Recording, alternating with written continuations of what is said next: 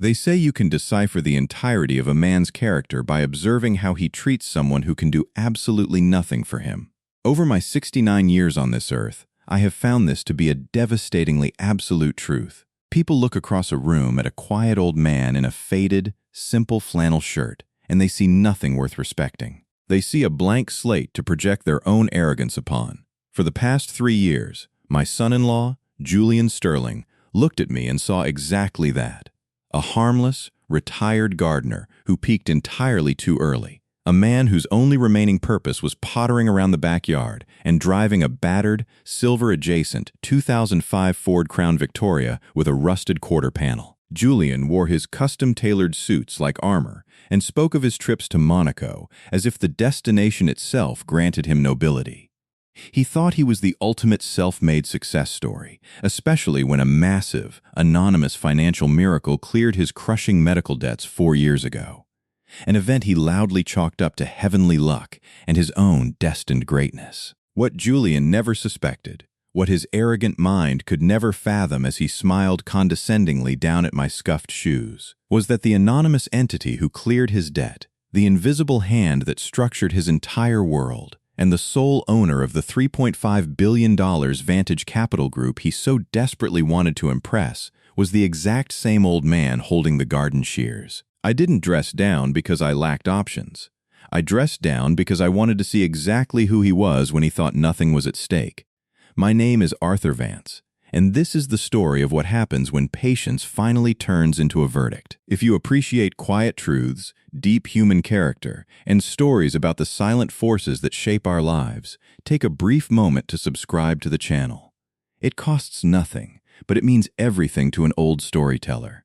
Let us walk further into the memory. Oak Ridge Drive is the kind of street where the oak trees have deeper roots than the foundations of the houses, and where the afternoon sun filters through the leaves in long, amber needles.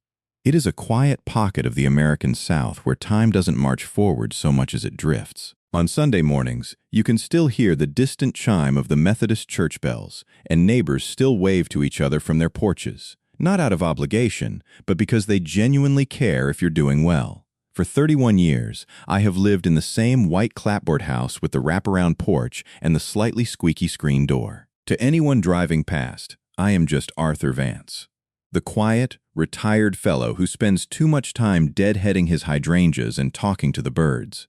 My neighbor, Walter Higgins, is a retired electrician and an aggressively terrible golfer, but he possesses a heart larger than his swing. On most Saturday afternoons, Walter will lean over our shared wooden fence, a cold lemonade in one hand and a handful of freshly clipped garden soil on his overalls, to tell me about his ongoing war with the local squirrels. Once, while we were leaning there, Walter looked at my faded jeans, my calloused hands, and the old Ford Crown Victoria sitting in the driveway, and he shook his head with a gentle smile.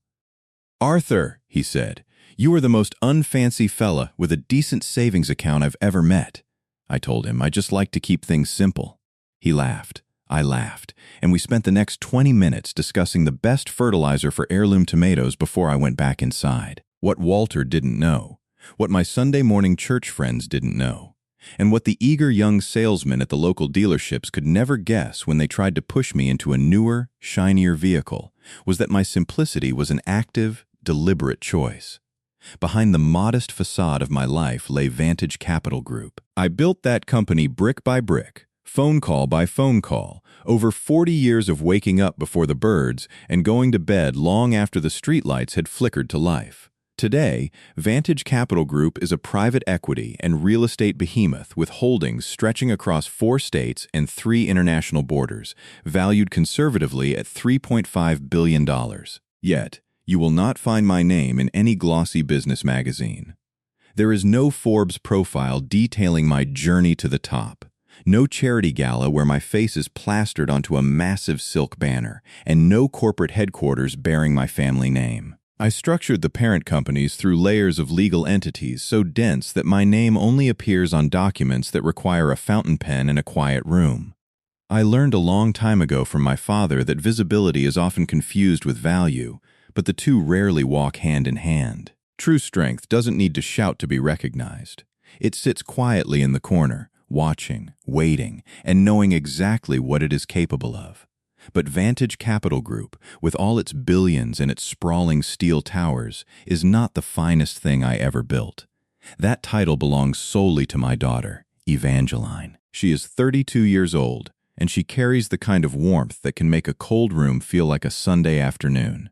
She inherited her mother's eyes. God rest her sweet soul.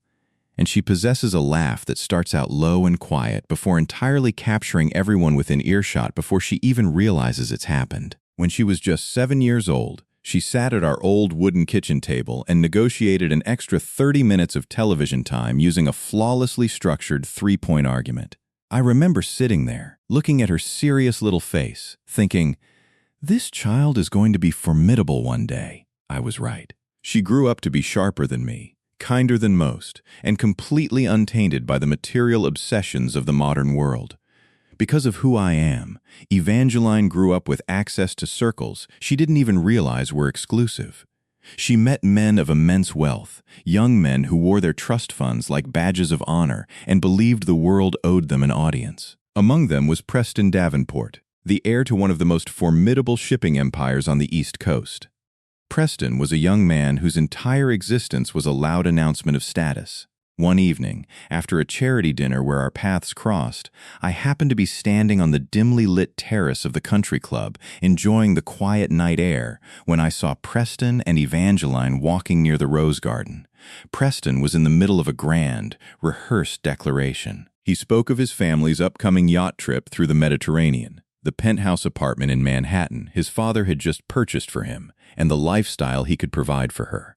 A life of glittering galas and effortless luxury. He slipped a diamond bracelet from his pocket, its facets catching the terrace light, and offered it to her as if he were handing her the keys to her own happiness. Evangeline didn't hesitate. She didn't look at the diamonds with longing, nor did she look at Preston with envy. She smiled that gentle, grounded smile of hers, stepped back, and softly pushed his hand away. "Preston," she said, her voice steady and clear in the quiet night. "You have a beautiful world, but it's a world built on things. I'm looking for someone who wants to build a life on character. I don't need a penthouse to feel secure." I stood in the shadows, my heart swelling with a pride so profound it nearly took my breath away. She had bypassed the glitz, the noise, and the easy path because she valued the soul of a man over his bank account. Shortly after that night, Evangeline introduced me to Julian Sterling. When I first met him, Julian was a young man who presented himself as a humble, hard-working striver from a modest background. A man who claimed to have fought for every inch of success he had ever achieved. He talked about his long nights studying for his MBA, his dedication to his mother, and his desire to build something honest from nothing. It was a beautiful narrative, a perfect armor of humility that resonated deeply with Evangeline's values. She looked at Julian and saw a kindred spirit, a man who understood the value of a hard day's work. But I am an old man, and I have spent 40 years reading the fine print of human nature. As I sat across from Julian in my quiet kitchen, pouring him a cup of black coffee, I noticed the subtle things. I noticed the way his eyes darted around the room, assessing the value of the old furniture. I noticed how his humility felt a bit too polished, like a salesman delivering a well-practiced pitch to a high-value client. It was a masterful veneer, a 10% mask of perfection designed to hide a very different interior.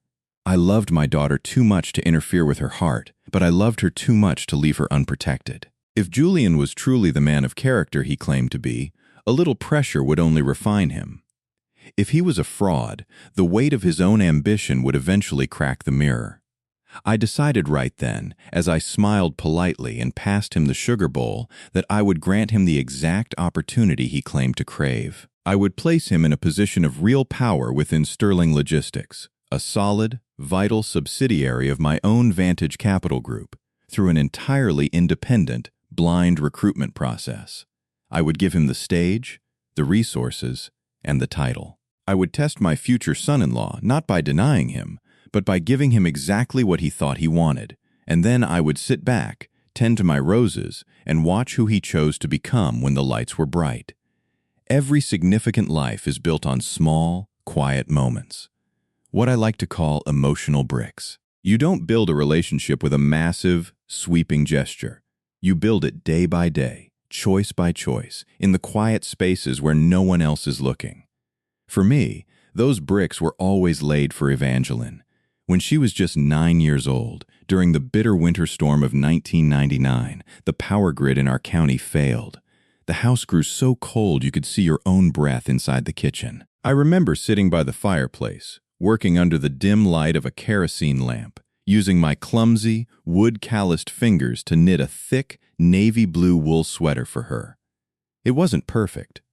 One sleeve was slightly longer than the other, and the stitches were uneven. But it was warm. When the winds howled against the windows, she wrapped herself in that sweater, buried her face in my chest, and felt entirely safe. Later that same week, when her fever spiked and the roads were blocked by fallen oak branches and heavy snowdrifts, my old truck wouldn't start. I didn't think twice. I wrapped her in a heavy canvas blanket, lifted her onto my back, and walked 3 miles through the freezing gale to the clinic on the highway.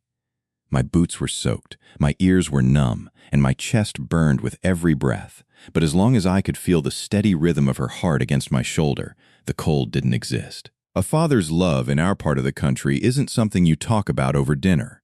It's something you carry in the soles of your shoes and the calluses on your palms. When Julian entered her life, I knew that my love for Evangeline required me to extend a hand of grace to him as well. I am not a cynical man by nature. I believe in giving a man the room to prove his worth, to let his actions match the heavy weight of his promises. Julian wanted an opportunity, a stage to prove he could provide for my daughter, so I quietly set that stage for him. Through Vantage Capital Group's network, I reached out to a completely independent executive recruitment firm based out of Atlanta. I gave them a simple directive: place Sterling Logistics, one of our healthiest distribution subsidiaries with over 400 employees and solid, long-term contracts, through a standard, highly competitive national search. I wanted the process to look immaculate from the outside, a standard corporate ladder. During the final rounds, I sat alone in a dimly lit office behind a one-way mirror at the firm's headquarters. I watched Julian interview. He was sharp, articulate, and carried himself with the desperate hunger of a man who knew he was staring at the golden ticket of his career. I reviewed his academic references myself, checked his background, and read every single board evaluation with a critical eye. When the board submitted their final recommendation, I took my fountain pen, signed off on his appointment, and approved a compensation package that would ensure my daughter would never have to worry about a single bill for the rest of her life. I intentionally left no trace of my influence. I surrendered the spotlight, the gratitude, and the corporate prestige entirely to Julian. I wanted him to feel the immense pride of a self-made man, believing that if a man feels he earned his throne, he will protect the kingdom with greater honor. After signing the paperwork, I drove my old Ford Crown Victoria back to Oak Ridge Drive, changed into my dirt-stained denim overalls, and spent the evening quietly pruning the white roses along my back fence while the evening news announced the appointment of a new, brilliant young CEO at Sterling Logistics. On the night of his official inauguration, a private dinner was held in the executive dining room of the logistics tower. I arrived early, dressed in a simple, well-pressed button-down shirt and clean trousers, looking every bit the modest, retired father-in-law. Julian was already there, surrounded by local politicians and vice presidents, his laughter loud and confident as he swirled a glass of expensive scotch. When the crowd cleared for a brief moment, I walked over to him, away from the noise of the main table. From my pocket, I pulled out a small, heavy object wrapped in a piece of soft flannel cloth. It was an antique brass mariner's compass, its casing darkened by a century of sea salt and handling, but its needle still pointed with absolute, unerring precision toward the north. It had belonged to my grandfather, a man who navigated rough waters long before corporate boards existed. I placed the compass into Julian's hand. The brass felt cold against his palm. "Julian," I said softly, my voice steady and low. This belonged to a man who knew that the most dangerous time to lose your bearings isn't during the storm. It's when the sea is perfectly flat and the wind is at your back. It's easy to forget which way is north when you're standing on the top floor. Keep your direction true, son. Keep your eyes on what matters. Julian looked down at the antique. his face tightening for a fraction of a second into an expression that was hard to read, a mixture of polite tolerance and subtle condescension. He smiled, his practiced, executive smile, clapped me lightly on the shoulder, and said, "I appreciate it, Arthur. Truly. A very traditional piece. I'll make sure it finds a place." I nodded, gave him a gentle smile, and walked out into the cool evening air, feeling a quiet sense of hope that the brick I had just laid would help ground him. What Julian did not know, what his towering arrogance blinded him from seeing, was that the world has eyes in places you least expect. Marcus Vance, my nephew and a senior logistics coordinator who had been with the company for 9 years, happened to be walking back into the dining room to retrieve a forgotten briefcase just minutes after I left. Through the partially open door of the executive pantry, Marcus watched as Julian walked away from the guests, his face twisted into a look of sheer amusement. Julian held the antique brass compass by its chain, dangling it between 2 fingers as if it were a piece of worthless junk.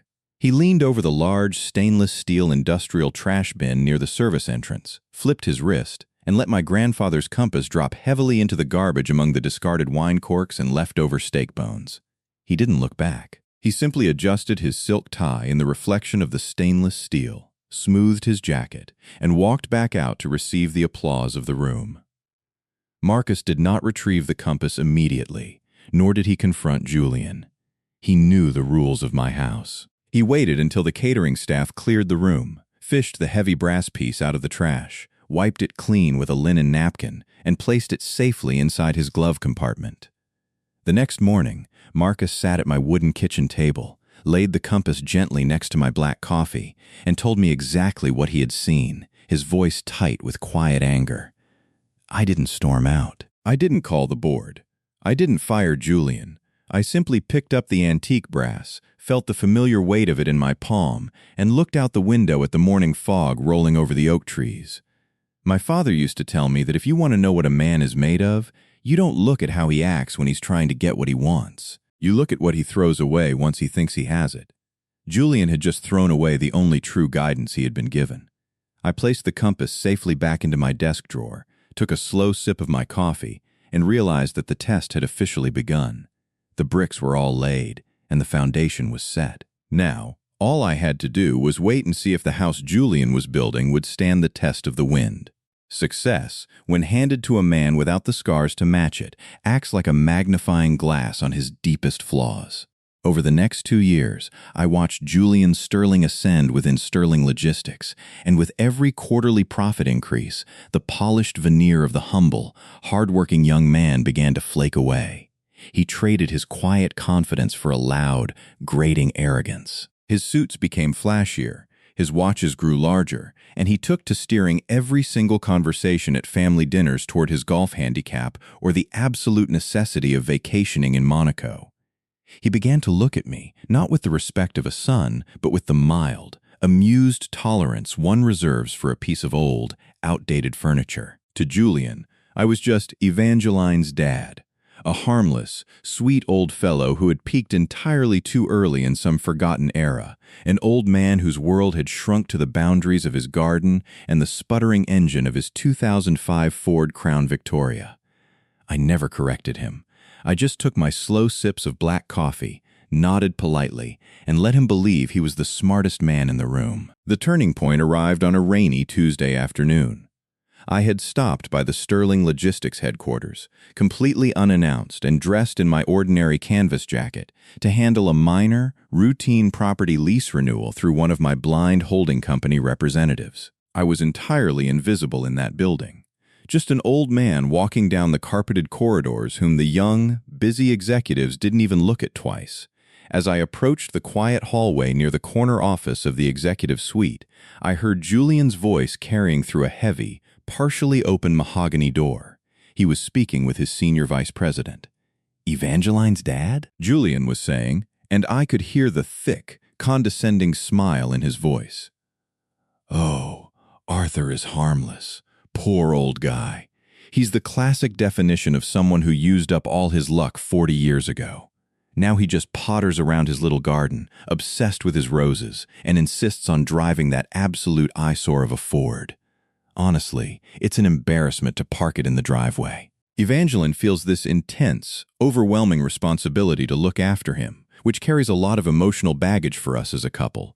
But what can you do? Family is family, right? You just smile and let the old man live out his quiet little days. I stood perfectly still in the empty corridor. I didn't feel a sudden rush of anger. When you have lived as long as I have, you realize that words spoken in secret are simply the truth of a man's heart spilling over.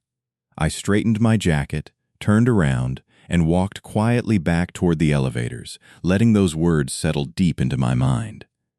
But the universe has a way of turning over every rock if you give it enough time. 2 hours later, back in the quiet sanctuary of my study on Oak Ridge Drive, I opened a highly confidential, encrypted digital folder sent directly to my personal terminal by Vantage Capital Group's internal security division. What lay inside was the true 10% escalation of Julian's betrayal, a reality far darker than mere backstabbing words. Julian wasn't just mocking me.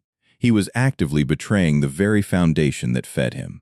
For the past 6 months, Julian had been holding clandestine, midnight meetings at an upscale hotel downtown with Victor Vance, my estranged cousin and a bitter, ruthless competitor who had spent the last 2 decades trying to dismantle Vantage Capital Groups from the outside. Julian was systematically leaking proprietary logistics algorithms, high-value client distribution lists, and sensitive expansion strategies belonging to Sterling Logistics directly to Victor.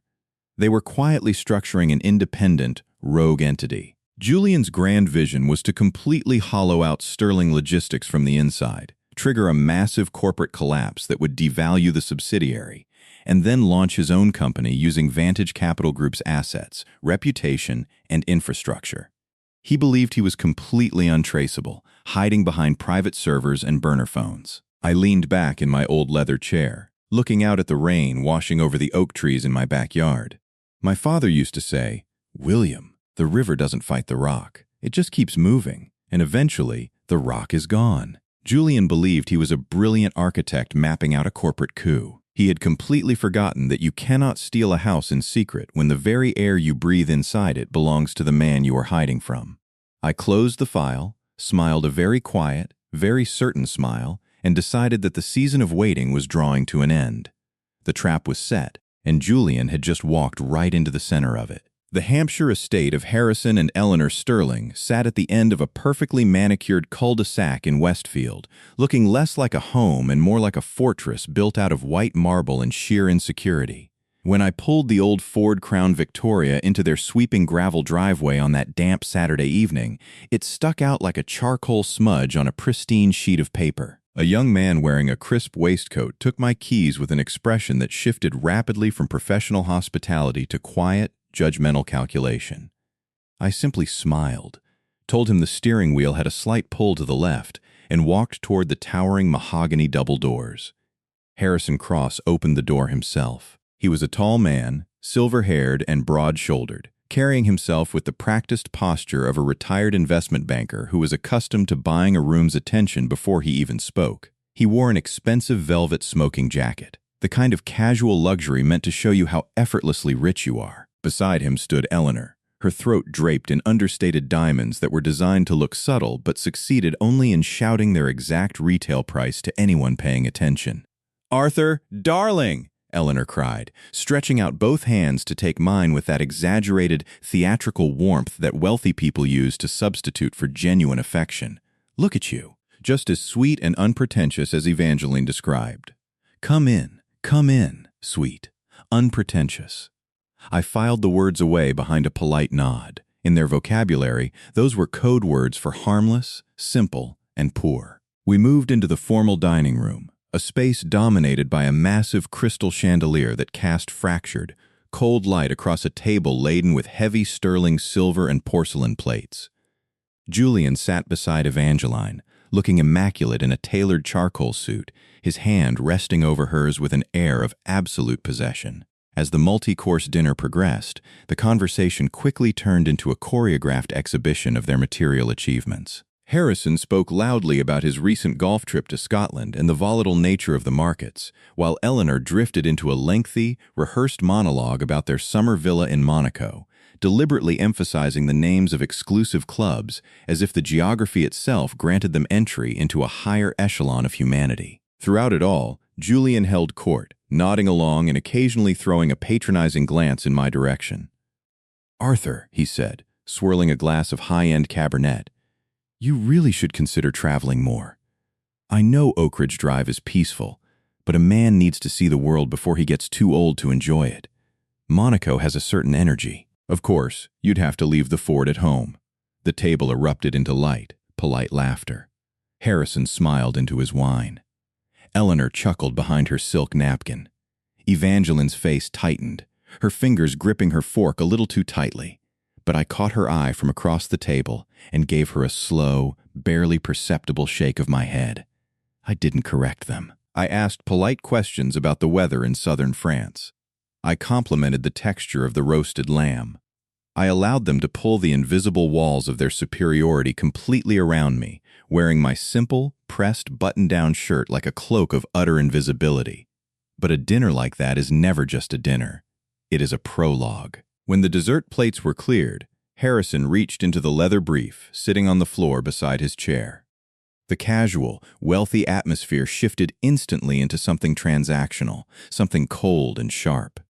He smoothed his palm over a thick, leather-bound legal document and slid it slowly across the polished mahogany table until it rested directly in front of my water glass. "Arthur," Harrison said, his voice dropping into that smooth, measured register he had undoubtedly used for 30 years to close high-stakes mergers. "There's a small family matter we'd like to discuss. Julian has an extraordinary vision. An independent logistics venture, built entirely from the ground up, outside of Vantage Capital Group's traditional umbrella. It's a once-in-a-lifetime opportunity for the boy." "As it should be," I said softly, my face completely expressionless. "What we require is initial startup capital," Harrison continued, leaning forward, his eyes locking onto mine with an aggressive, predatory focus. "What we're proposing here is a very straightforward, completely legal arrangement. We'd like your blessing to use Evangeline's future inheritance as the primary collateral to secure the institutional funding. It's fully protected, drawn up by our personal attorneys, and above board in every way. We just need your signature as her father." I looked at the document. I didn't touch it. Julian was sitting up straight in his chair now, his chin tilted upward, already mentally spending the money he believed he had successfully maneuvered out of an old man's pocket. Evangeline looked down at her lap, her hands trembling slightly with an agonizing uncertainty. Then, the true ugliness of the room spilled over. Eleanor leaned forward, her diamonds catching the chandelier light, a sharp, patronizing smile fixed onto her face. "Let's be entirely frank, Arthur," she said, her voice dripping with a calculated, polite venom. "We want the best for our children. Julian comes from a long, proud lineage of architects and bankers. We understand that Evangeline didn't exactly grow up in high society. Her mother, God rest her soul, was a very simple, working-class woman, wasn't she? A schoolteacher from a small town. Naturally, those modest, pedestrian genes carry over. Evangeline is a sweet girl, but she lacks the natural aristocratic instincts required to navigate a true legacy. This arrangement ensures that Julian can elevate her, that he can provide the kind of secure, elite life she could never achieve on her own merit or through your modest estate." The dining room went completely, devastatingly silent. The air grew so thin you could hear the steady, mechanical ticking of the grandfather clock in the corner. Evangeline's breath hitched, a tear threatening to spill from her eyes at the cruel, unprovoked desecration of her mother's memory. Julian didn't object. He simply sat there, a smirk playing at the corner of his lips, validating his mother's arrogance with his silence. They thought they had broken me. They thought they had backed a poor, helpless old man into a corner where he would sign anything just to belong. I did not yell. I did not slam my hand against the table. Anger is an emotional luxury for men who didn't see the storm coming, and I had been mapping this weather for 4 months. Instead, I slowly reached down, picked up my wine glass, and wrapped my fingers around the stem. I lifted my chin and looked directly into Eleanor Sterling's eyes. I didn't blink. I didn't smile. I simply held her gaze for 5 full, unyielding seconds. The silence lasted an eternity. In those 5 seconds, the artificial warmth drained entirely from Eleanor's face. Harrison's smirk faltered. Julian's posture stiffened. There was something in the absolute, frozen depths of my gray eyes. A cold, towering authority born from 40 years of ruling billions in silence, that cut through the room like a winter gale. For the first time that evening, the Sterling family felt a sudden, terrifying realization that they were not sitting across from a sheep. They were sitting across from the slaughterhouse. Then, the 5 seconds ended. I broke the gaze, let out a soft, pleasant chuckle, and reached into my pocket for my old silver fountain pen. "I completely understand," I said warmly, my voice as smooth as velvet. "Family must support family." I flipped to the final page of the document and scrawled my signature across the line. They didn't know that the signature I used was a highly specific corporate alias linked to an indemnity clause, a legal poison pill I had drafted myself decades ago. By signing that paper, I hadn't given them Evangeline's money. I had legally bound the entirety of the Sterling family's personal assets and their Hampshire estate as primary guarantors for Julian's mounting, fraudulent debts. I capped the pen, slid the document back to Harrison, and smiled. They thought they had won. They had no idea they had just signed their own eviction notice. Empathy and patience are often mistaken for ignorance. But in the end, quiet men always keep the receipts. If you believe that true strength doesn't need to shout, and that a man's character is revealed in how he handles the arrogance of others, take a second to share your thoughts in the comments below. Your perspective shapes our community. Now, let's see what happened when the morning light finally exposed the dark. For exactly 14 days, the surface of my life remained completely undisturbed. I tended to my garden every morning as the early mist cleared from Oak Ridge Drive, had my routine Wednesday afternoon coffee with Walter Higgins by the fence, and drove my old silver Ford Crown Victoria to the local grocery store and back. Julian texted me on the 4th day, a casual message that read, "Hey Arthur, just checking in. Hope you had a chance to look over the proposal. Exciting stuff ahead, right?" I waited 3 hours, then typed a simple reply. "Still reviewing, son." "These things take time." He sent back a thumbs-up emoji. He believed the old man was still lost in the fog of his own simplicity, celebrating what he thought was a successful manipulation over expensive wine at the Hampshire estate. He had no idea that beneath the absolute silence of those 2 weeks, a quiet, devastating machine had already been set in motion. On the 5th morning of that silence, I made a single phone call from my private study. It was not to Julian, nor was it to Harrison. It was to 3 senior members of the Vantage Capital Group's executive board men who had stood by me for 3 decades, men who understood that when Arthur Vance calls your private line directly, it is never a social occasion. "Run the audit," I said quietly into the receiver. "Standard cycle, full scope on Sterling logistics. Begin immediately." I hung up and went back to pruning my white roses. I had written Julian's executive employment contract personally 3 years ago, burying a specific fiduciary duty and non-compete clause deep within the legal jargon. A clause I had designed 15 years before Julian Sterling ever entered my daughter's life. It was a net woven specifically for ambitious men who believe they are the smartest architects in any room they stand in. The comprehensive audit report landed on my desk on the 11th day, detailing every single proprietary algorithm leaked, every client list transferred, and every midnight meeting held with Victor Vance. Every action, every digital footprint, every betrayal had been meticulously documented. On Thursday morning, I walked to the back of my closet and bypassed my usual flannel shirts and worn canvas jackets. I reached into the protective garment bags and pulled out a charcoal gray, bespoke 3-piece suit. The same suit I wore 11 years ago when Vantage Capital Group closed its largest multi-billion-dollar international acquisition.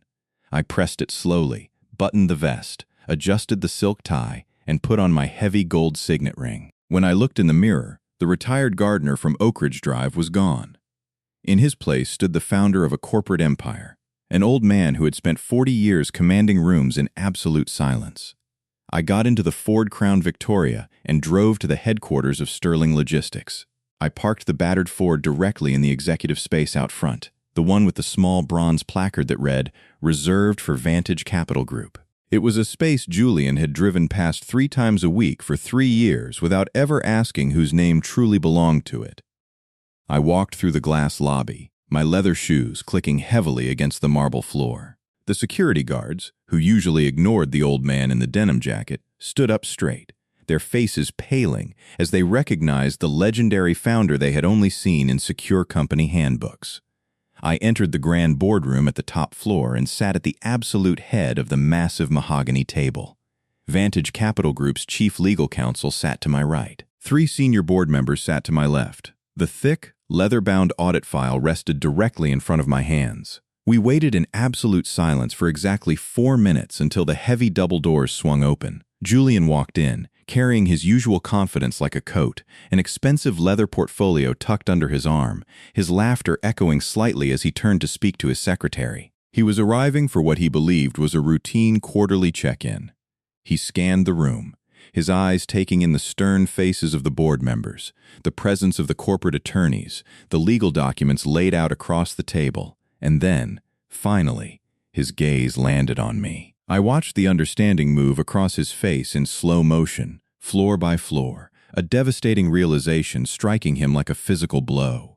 The blind recruitment firm, the immaculate contract, the hidden audit, the silence of the last 14 days, and the absolute power structure of the empire he had tried to rob.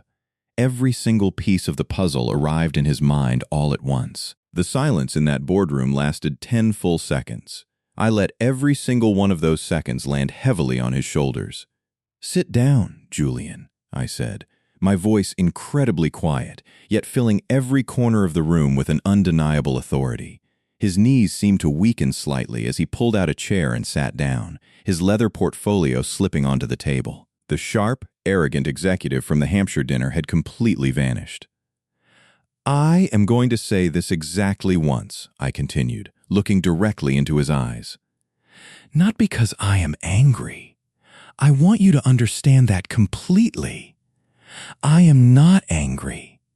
Anger is an emotional luxury for men who didn't see the storm coming, and I saw you coming from the moment you stepped into my kitchen." Sterling Logistics is entirely owned by Vantage Capital Groups. Vantage Capital Groups is entirely owned by me. The company you run, the massive salary you draw, the reputation you have spent 3 years weaponizing to feed your own vanity. It all exists because I built it from the dirt. I opened the thick folder, the sound of the turning pages cutting through the absolute silence. For 6 months, you have used my resources, my proprietary data, and my company time to construct a rogue entity alongside Victor Vance, intending to hollow out this subsidiary. The fiduciary clause you signed 3 years ago covers every single action detailed in this audit. Our legal team is prepared to file immediate criminal charges and pursue this to its absolute conclusion. Every trace of color left Julian's face. He looked, for the first time since I had known him, incredibly young, helpless, and terrifyingly far from the glamorous streets of Monaco. "However," I said, closing the folder with a soft, final thud, "I am not interested in destroying your life. I am interested in absolute clarity. You will sign your resignation today, effective immediately. Your reputation will remain intact outside these walls, and this betrayal stays within this room.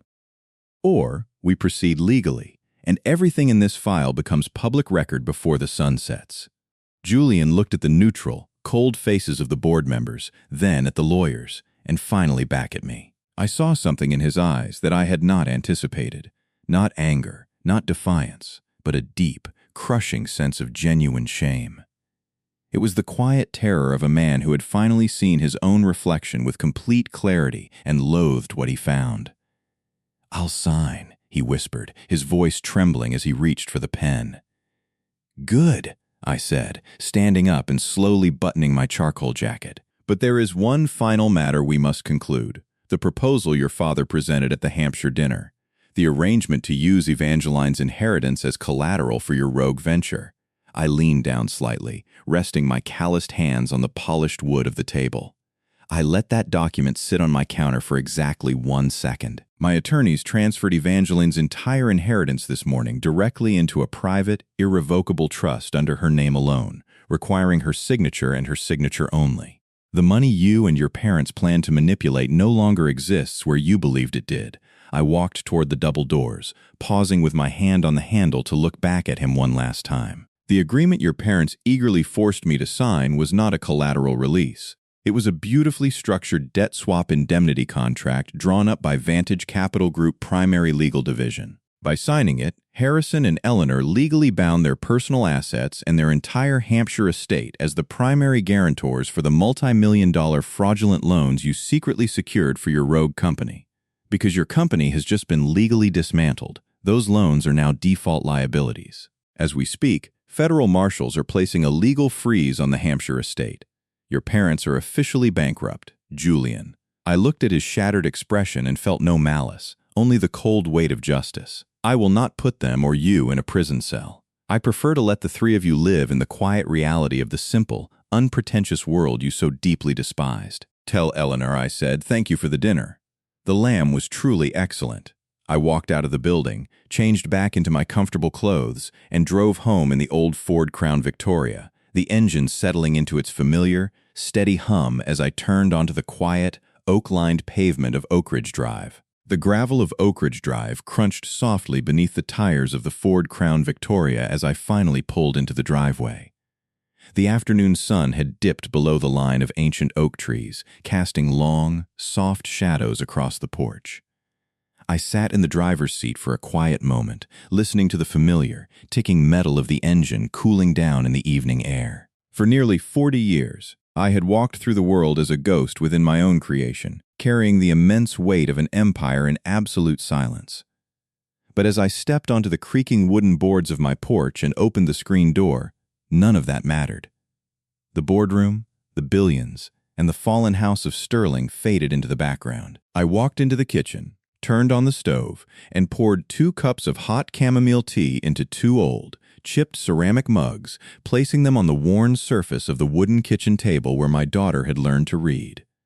20 minutes later, the headlights of Evangeline's car swept across the kitchen window. She walked in quietly, her jacket damp from the evening mist, her eyes red and heavy from the long, emotional storm of the day. She didn't shout. She didn't demand explanations. She simply crossed the room and sat down in the chair opposite me, looking at my face for a long, searching moment, reading the lines on my forehead the way she had since she was a little girl. A single tear escaped, tracing a slow path down her cheek. "Dad," she whispered, her voice cracking under the weight of a truth too large to carry. "Why didn't you ever tell me?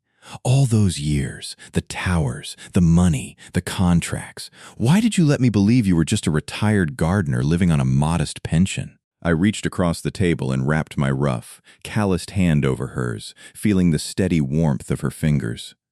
"Because I wanted you to choose your life, Evangeline," I said softly, my voice carrying the deep, steady resonance of a man who had anchored his entire existence to a single purpose.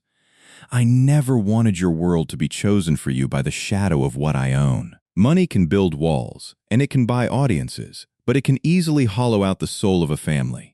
I never wanted you to look across this wooden table and see a billionaire or a corporate empire. I just wanted you to see your father." Evangeline closed her eyes, letting out a long, shuddering breath as the final remnants of the betrayal she had suffered from Julian washed away, replaced by an overwhelming, protective ocean of grace. She reached into her leather handbag, her fingers searching for something small and heavy. When she withdrew her hand, she placed an object gently on the table between our tea mugs. It was the antique brass mariner's compass.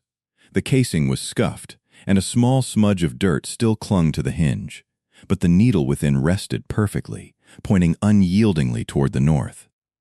"Julian threw it away," she said, a soft, resilient smile breaking through her tears. "He thought it was just a piece of worthless junk from a man who had nothing left to give." But I went back into the executive pantry that night and fished it out of the bin. "I cleaned it, Dad, because I always knew exactly who you were. I didn't need a multi-billion-dollar corporate building or a profile in a magazine to recognize your strength. I knew who you were because you have spent 32 years making sure I never lost my bearings.